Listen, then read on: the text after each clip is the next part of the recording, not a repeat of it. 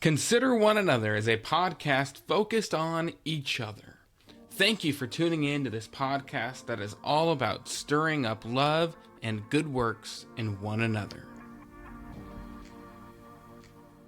Welcome back to the Consider One Another podcast. Happy Tax Day. It is April 15th, and me and Mike are here to talk to you. Mike, thank you so much for taking the time to do this. You're welcome.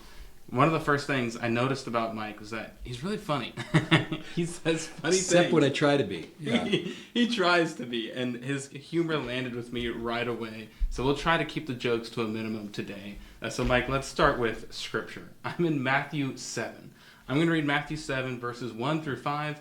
We'll just read the Scripture and then discuss any thoughts that jump out. Sound good? Sounds good. Matthew 7, Judge not, that you be not judged. For with what judgment you judge, you will be judged. And with the measure you use, it will be measured back to you. And why do you look at the speck in your brother's eye, but do not consider the plank in your own eye? Or how can you say to your brother, let me remove the speck from your eye, and look, a plank is in your own eye? Hypocrite! First remove the plank from your own eye, and then you will see clearly to remove the speck from your brother's eye. Well, I see things in people's eyes all the time. They come in and say, I was grinding something and then I got this thing in my eye and they can't get it out, or I was using a weed whacker or whatever and I didn't wear any glasses and here I am. So I often am looking for a mote in somebody's eye, and so I think about this scripture as I'm looking through the microscope at their eye going, yeah, I wonder if they're seeing in my eye at this time, right? In this spiritual sense, I'm hoping that they're not seeing a big plank coming out. But it is a regular occurrence that I have to look for those little tiny specks, and it's amazing to me how those little tiny specks can be so irritating. And people are coming in because this thing is bugging me, but in comparison to what this is talking about, there's other people should be just no way they could miss this big log in their eye. But as humans, it seems that's what we do sometimes. Yes, I don't think the speck is used as a point that it doesn't matter at all. Specks matter, right? Yeah, to lots of people. The eye doctor will tell you, specks matter. That'll cause a lot of trouble. How much more then? Because I assume you've never seen an actual beam of wood. Thankfully not. A tree branch, but poke the eye. Okay. Yeah, he didn't come in with it, but... Right, and that's what's so cool about Jesus' imagery. Jesus talks about the eye. The Bible talks about the eye a lot because of the imagery that Jesus wants us to get. And this is one that's very memorable. It's a funny thing to think about. Yeah. A plank and a beam of wood. Well, and the other thing is, right after that, in verse 6, do not give what is holy to the dogs, and do not throw your pearls before swine. It's telling people, it tells us not to judge, but the next verse, Jesus tells us, don't give what's holy to the dogs. Don't you have to judge who the dogs are or who the swine is? Don't you have to make a decision of when I need to give those pearls or not? So it's obviously that people over-apply this one to this judging. Don't judge me. The Bible says don't judge. Right. And they're missing the entire part there of being able to look at your own life and see how am I applying God's word to my own life before I start going out and getting that speck out of other people's eyes. Yeah, you said over-apply, I might say misapply. Yeah. I think people misapply this. It's one of two verses people know from the Bible, John 3:16, and the one that says you can't judge me. And this is not what it's saying. The next verse, the hogs and dogs passage, is saying use discernment. You have to use discernment. However, if you're really harsh with someone, just a rule of life, they're going to be really harsh with you. Yep. I think God will be that way too. So let's forgive others as they forgive us. The same way I would want someone to discern in me if I'm headed toward a bad pathway, the same way a doctor would want to tell you if something is going wrong. That's a kind thing to do. Not judgmental. It's kind. Yeah. Discernment is important. Let me launch into what we're talking about even more specifically in your work. How has working with people's physical sight shaped the way that you think about spiritual sight?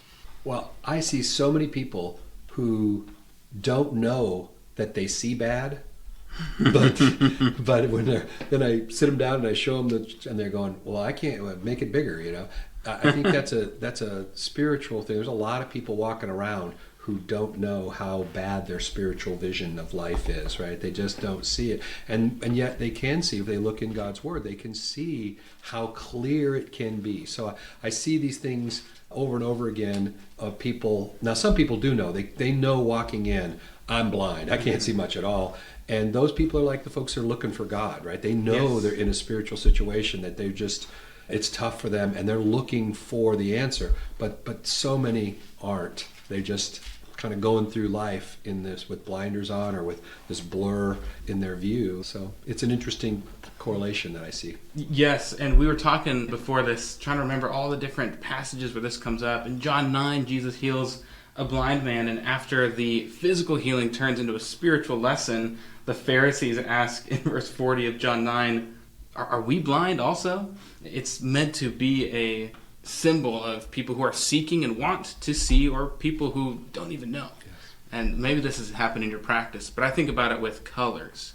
Like, have there been people who are colorblind who don't know it? Yes, yeah, many of them actually that have come through, and so most people who are colorblind actually see most colors, but certain shades of colors like red versus gray or green versus gray, they can't tell that it's not green. They think it looks the same as the gray things, and so they don't know that what they're missing there because they've never seen it.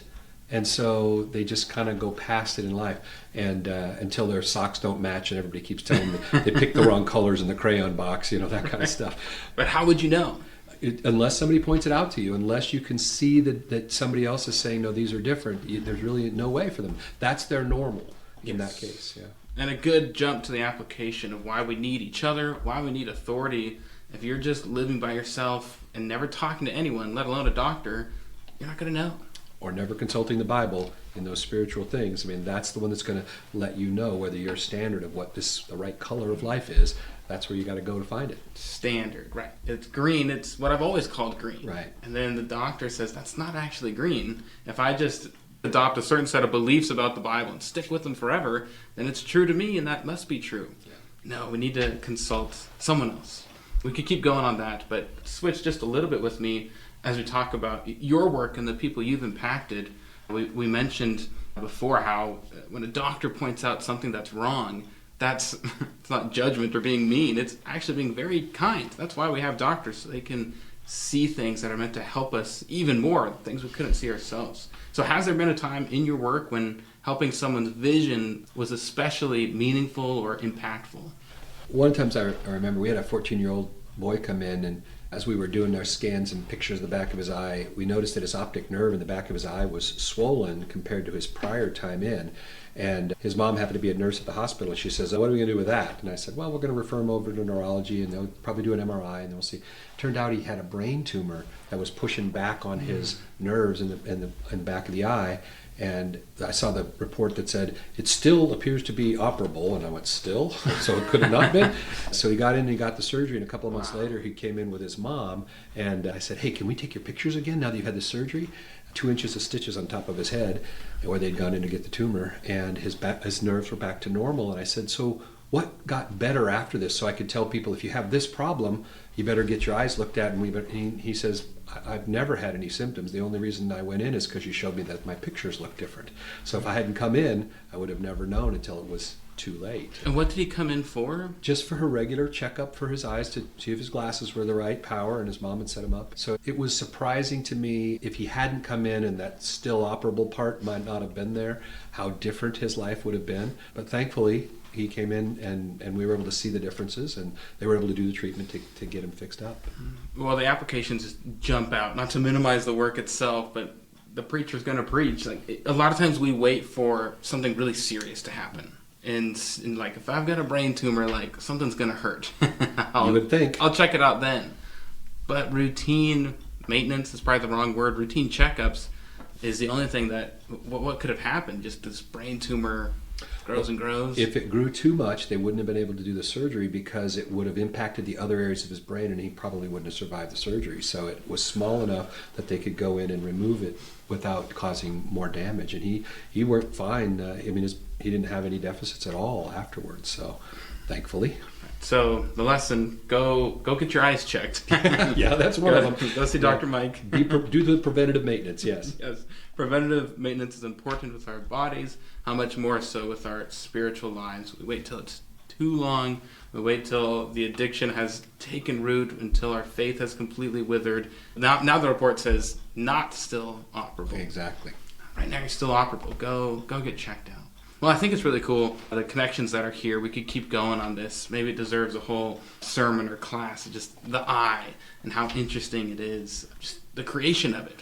Can't be an accident. I talk to patients sometimes. I said they'll look at this little dot on their lens of their eye, and I call it the belly button of the lens, because there's a blood vessel that goes from the back of the eye to this lens when you're in the womb. And about 8 months into being made in the womb, the blood vessel gets a signal that says, stop sending blood down here, disconnect, and get out of the way so you don't get in the way of your view. So I asked them, so how did a baby know before it's born that it needs to send this signal to stop getting blood down this blood vessel and get it removed out of the way so they can see before it's even born? How does evolution make sense with that?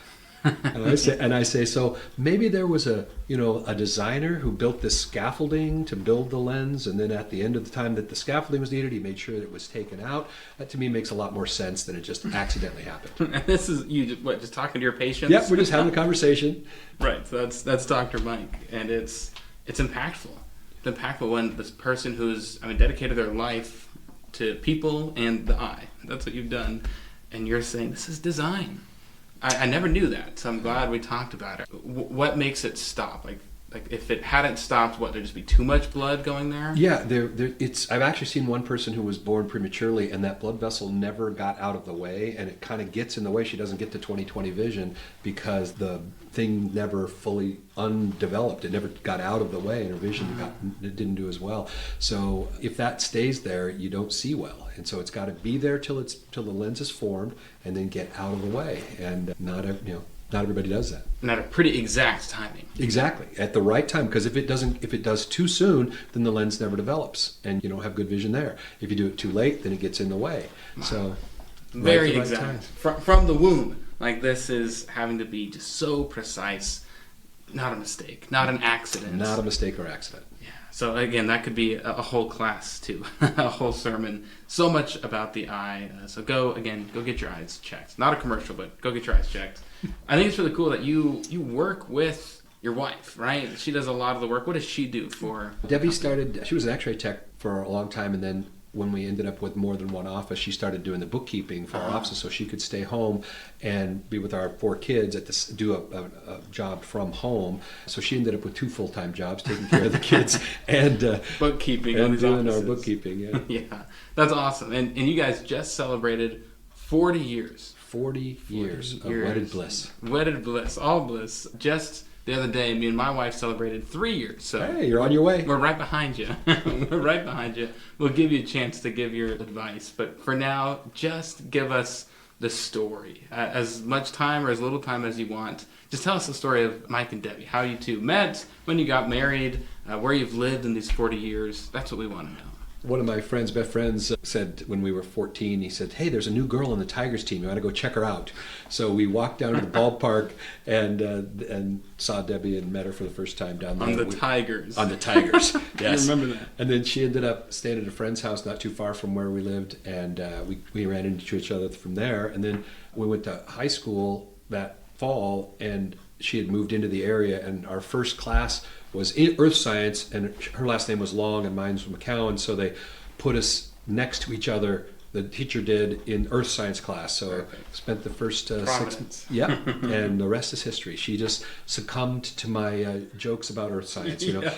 Volcano jokes, anything that, Right, layups for a young Mike McCown. Is this in Alaska? Is that right? Yes, that's where we grew up, in Alaska, and so then we kind of started hanging out more in high school. Most of the sophomore through senior year, we were hanging out together. And then we came down to college, and she went to Bellevue College to do her X-ray stuff, and I went to the University of Washington to start. I was going to start in engineering, and then made a transition into optometry while I was there.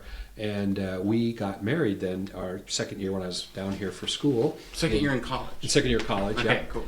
got married then and moved down to Oregon to go to optometry school. And then once we graduated, my folks had moved down from Alaska, and her folks had moved down also to California from Alaska. And so all the grandparents were down here. And so we'd had our first son by that time. So we decided not to go back to Alaska and ended up moving to Washington to take a job there. Okay. Maybe the goal was to get back to Alaska before the parents moved? That was what we'd always thought. I'd always thought is that we were moving back to Alaska. It was part of It's home. I'm now way more years out of Alaska than in, but I still kind of think of myself as Alaskan. I don't know why. Well, it's home, yeah. That transition to me is really interesting. It's the same country. It's all America, but it's also really far away and really different. Was that kind of a little bit of a culture shock for you guys? It was huge, yeah. I was in high school and I was in sociology or geography class or something, and we were seeing East and West Pakistan were two parts of one country that were separated by the country of India. And I said to my teacher, this is crazy. How can one country be split by another and be able to work? And she says, Mike, what state do you live in? And I went, yeah, that's right. I guess it can work. But yeah, there were a lot of differences. When I got down to school, I didn't know how to walk in a crowd. I kept saying, excuse me, and I couldn't get to class on time because I didn't know how to go through a big crowd to get to somewhere. I had to learn how to walk. That just wasn't a thing in Alaska? It never happened in Alaska, yeah. That's really funny. I grew up in Southern California. I'm used to crowds and just making your way. Not in Alaska. There's just not crowds, not at school. Okay, so Alaska comes down to Washington, down to Oregon, and we say, okay, let's stay here. You choose to stay in Washington. When you say Washington, is that where you guys have been this whole time? So we started in Sequim, which is about 50 miles north of here, and really, really enjoyed that. We thought we were going to be, because it was so close to what we thought of Alaska, like with the mountains on one side and the ocean on the other, and small town. And one of the eye docs in Silverdale passed away unexpectedly, and they really needed somebody. And the doc that I'd started with in Sequim had been having some health issues, but he got to feeling better, and so he didn't need any help, and they did in Silverdale. So I talked to the doc that was offering the job, and I said, so hey, I could come down and help if you needed it. And he's like, I don't know what we're going to do. What are you talking about? And he goes, well, you called the day after the other doc passed away. I thought you'd heard. And I said, well, I'd at least been more thoughtful about it. Careful. Yeah, but so just kind of providence that we were able to start when they needed help, and that's been 30-something years now, 36 years, I think. Okay, so that's what kind of pivoted from Sequim into this area, the Kitsap County area. Right. Okay, and then 40 years of marriage. This is a hard question, but what advice do you have for us younger couples? It really has to be communication. It's one of those things that I am terrible at in many situations, but I know that when you can talk about things before they happen, so that as a couple you can avoid some of the problems that are going to come up in life, because there's so many good things in marriage that you just with kids and life in general, but then there are going to be problems, and the more you can trust each other and have that conversation, and Debbie's going to listen to this and be laughing because she knows I'm terrible at it, but that really is the most important part from my point of view. Okay, you can still give the advice, however you've learned the advice, you can still give it. Many years of experience of doing it wrong, too. Let me tell you, this is important. But talk before it happens. Yeah. That's really good. Just like we're talking about with our spiritual lives or with our eyeballs themselves, we like to wait until there's a problem. I don't know why. Why wait for the pain? Why wait for the problem? Why wait for the communication issue? Go see before it happens. I want to pivot and talk about this. This is another important one. But you are one of our two elders here, which we are so grateful for the work that you do. We know it's a lot, and we probably only know the surface of the work that you do. But tell us just about how long you've been an elder here, and maybe we'll focus on the positive side. What has been some of the most rewarding parts about being a shepherd of this flock? And just before 2020, so it was like November of 2019, I was asked if I would serve and was installed as one of the elders, and then 2020 hit. That's crazy time. If I would have known, I don't know that I would have necessarily accepted, because that was a very difficult time for all people in churches to be told you can't go to church and you can't sing, and we had a whole bunch of different opinions on how we could best get through this, and it was a very, very challenging thing for people to go through. And I guess what I learned from that is that idea of if we apply first, love God and love your neighbor as yourself, that kind of application gets people through those times. And we had lots and lots of that where people were, hey, this isn't my first choice, but I'll choose to do that to keep the peace and to allow us to stay together. And I know there was a lot of congregations in the country that didn't have that. They didn't stay together because of the challenges that were there. A lot of splits. Yeah. And so thankfully we made it through that. And I guess what the most rewarding is to see that there are so many people out in this world who are trying to put God first in their life, and being able to try to help with that in any way that I can has been one of the most rewarding things. If people put God first, that love God and love your neighbor as yourself, if they're doing that, then our lives are better. And I can see people doing that, and that's been rewarding. Yeah, great answer. And I cringe when you say COVID. Like, it feels like a bad word. Yes, agreed. And maybe it feels like unfortunate timing. Looking back, like, man, this would have been better at the end of my career as an elder. However, it'll be cool looking back and saying, hey, we handled that. That was probably some of the hardest times as far as American churches of Christ go. We had all these different opinions, and that was right out the gate for you. Yeah, and looking back, there's things that I wish I could have done differently within the eldership and within the church, and how we handled it as a church itself. There was things that, looking back, I would have encouraged people to maybe have a different view in some areas and things, and yet trying to keep unity was so difficult because just so many different views of how to handle that. So challenging, but we got through it. We got through it, and here we are. And I do think about your marriage advice that, of course, applies here. Talk about things before they happen. If we get used to just talking about the football game because we're peaceful and unified here, then when, COVID-26 comes, now we don't know how to have hard conversations because we're talking about the football game. If you only talk to your wife about the weather, it's going to be really hard when something hard happens. Talk about the hard things before they happen. Hey, what are we going to do? Am I going to be dedicated to Matthew 22 and the big two, loving God, loving others? Or is there something like COVID that could make me love myself more than others? In marriage, it's called raising children.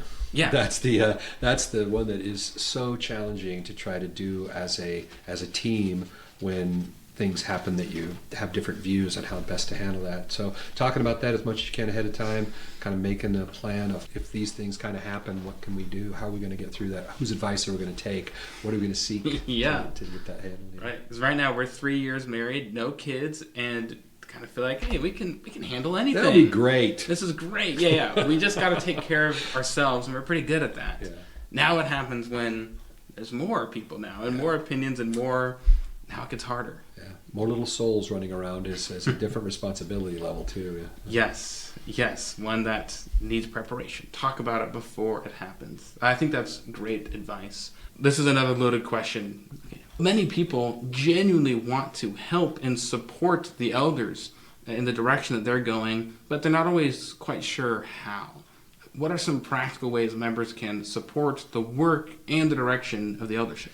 Well, we talked briefly about the love God and love your neighbor as yourself. That concept of always looking out, not just for yourself, but for your neighbor, is, to me, one of the things that just makes my job so much easier. Because when people are doing that, there's so many things that go right. They're giving the rides, and they're supporting their people who are lonely and need it, and they're teaching the classes, and they're serving God in so many different ways that I am just here serving alongside of them.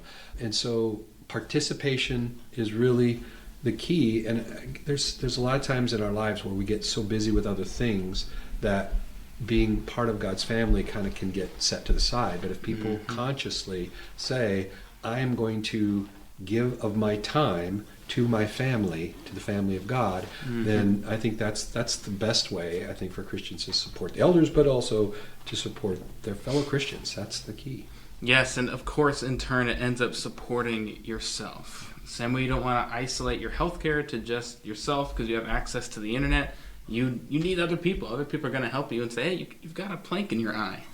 Other people are going to be needed, and other people are going to need you. We talked about it on Sunday briefly, but if your boss didn't have any work for you on Monday, you'd be surprised. You'd be like, why do I have a job here? Don't be surprised when the elders have work for us to do. They want to be serving alongside us, but they also want us to be participating. So get in there and participate. Find what you can do. Show up is a big one, and in that you're loving God and loving others. We've referenced it a couple times. Let's just go ahead and read that. It's Matthew 22. My preacher growing up called these the big two. Matthew 22 is the big two. When you give these sections of Scripture a memorable name, you remember it. So Matthew 22, the big two, Jesus is answering this question. He says in verse 37, "You shall love the Lord your God with all your heart, with all your soul, and with all your mind. This is the first and great commandment, and the second is like it. You shall love your neighbor as yourself. On these two commandments hang all the law and the prophets." If you want to be supportive to the eldership, you're saying, do that. Do that. That's also Christ's view. It's not just the old law. It's part of the new law as well. It's what he's trying to show us. If we spend our life doing this, he'll be able to say, "Well done, good and faithful servant." Right. And on that hang the law and the prophets. This whole Bible we're reading here, that's what it hangs on. Love God, love others. Before we get to the favorites, I think we've got just a second to talk about this. Your house, we won't talk about it being up for sale right now, but your house is home to a lot of people for Thanksgiving. And this was my first Thanksgiving up here in Washington. And my parents came up and we did Thanksgiving kind of with our family. And people would ask me, "Are you going to the McCowns for Thanksgiving?" And I was like, "Oh, no." And before I could give my explanation, people were just shocked. Like, "What? I thought you I thought you were a member of this church. What do you mean?" So many people go over there for Thanksgivings. Tell me about how it started and what it's been like for however many years. When we bought the house, we didn't need as big of a house really and so we decided that we were going to use this house to glorify God. We were going to use it to invite people over and to help people who needed a place to stay and that kind of thing. And so one of the ways we tried to do that was by offering the place to have a Thanksgiving for those who either didn't have a place to go or were not able to fix their own or ends up being a lot of people. Yeah, sometimes 50 to 60 people out there. We've had some good pictures with a whole bunch of people. Had one of the members of the church who was working for security in the Navy, and he kept trying to not be in the picture because he didn't want his photo on the internet, So we've too bad. Click. Wow. Okay, I saw one of those pictures, I guess, from this last year. Just a full frame, 40, 50 folks. Someone told me, I think this is true, we're not working with paper plates or anything like that. Yeah, Debbie went all out, and she got types of china and goblets and things like that to make it more festive and fun. And it was a lot of effort and work, and she's packing it up right now because we are looking at selling the house. So she just put the goblets into storage today. Oh, great. She's thinking, what was I thinking getting 50 goblets? But that's giving of your best. We don't have to just do paper plates. We can give people something really nice. That's a big deal. We won't talk about if that was the last one or not. But I'm sure it's a stressful time right now with the packing and the moving, and it's exciting. It's exciting. We'll leave it at that. But thank you for using that home as a blessing. Right, and if anybody wants to come over and carry some beds, just give me a call. Yes, if you have been a beneficiary of a McCown Thanksgiving, yeah, you have to carry some beds. No, it's you get a cool view when you get to help Mike. How long were you in that house? 25 years so far. 26 now. Yeah. Okay, but it served its purpose. You did the Thanksgivings. You did the 4 boys. Maybe it's time for a different place to live. We'll move on from there, though. Let's close out with everyone's favorite section. It's the favorites section. We'll start with this. Tell me your favorite verse in the Bible. One of my favorites is John 16:33. "These things I have spoken to you, so that in me you may have peace. In the world you have tribulation, but take courage, I have overcome the world." And I can just hear Jesus say, "I have overcome the world." And he's saying it and just boom when he's saying these things. It's one of my favorites for that reason, I guess. Kind of triumphantly. Mm-hmm. And I noticed you hedged and you said one of my favorite verses. It's hard to choose a very favorite. Right. But John 16:33 is a good memory verse. Why do I have peace? Jesus has overcome the world. Want to share a favorite hymn too? Do you have one of those? My mom loved to sing, and she would, when a song would go on, she'd lean over, "Oh, that's one of my favorites." And she, I think, had 472 favorites on my last count, but one of my favorites is "Sing and Be Happy." It's always one that's upbeat and focused on positive things of God in our life. So, right, kind of the point of singing. Mm-hmm. And you said your mom you're saying she loves to sing? Oh yeah, we'd be driving to a long trip, and she'd make sure we had the songbooks in the car so we could be singing on the way to wherever we were driving to, because she just loved to sing. I love that. What? That's so awesome. Okay, it's interesting to me just because something you're known for is smiling while song leading. Maybe that had some influence from your mom, maybe? Yeah. She would. I would be leading singing. I'd look down and she'd be smiling at me, and yeah, that was uplifting. I love that. We are having a song leading workshop coming up this weekend, and if I can put in my advice based on what Mike is saying, smile while you song lead. It's easy for me to get so into the music, the written music, and it kind of look like I'm doing math sometimes. I'm thinking so hard, which I get. Sometimes it's uncomfortable. It's kind of hard. But also, we're singing praises to God. Right. It's not painful. It's not. It's not supposed to be painful. Yeah. That's why I have the workshop. We lead the songs right. We start them on the right note. It's not painful. It's kind of exciting. We should be happy about this, and that shines, especially as we sing things like "Sing and Be Happy." I love thinking about your family with the songbooks in the car. You guys really did that? Yeah. Oh, I love Many that. times. Well, perhaps you're already hearing our famous doorbell ringing as people are coming in for Bible class. It's 6:47, so we're going to wrap this up. Mike, thank you so much for your time and for the work you do as an elder, as a doctor, and just the example you are to us. Thank you for taking the time to be on this podcast. Enjoyed it. Thanks. Okay. The Bible tells us to consider one another in order to stir up love and good works in each other. So thank you for stirring up love and good works in me just by listening to this episode. Well, I'm trusting your editing skills. Okay.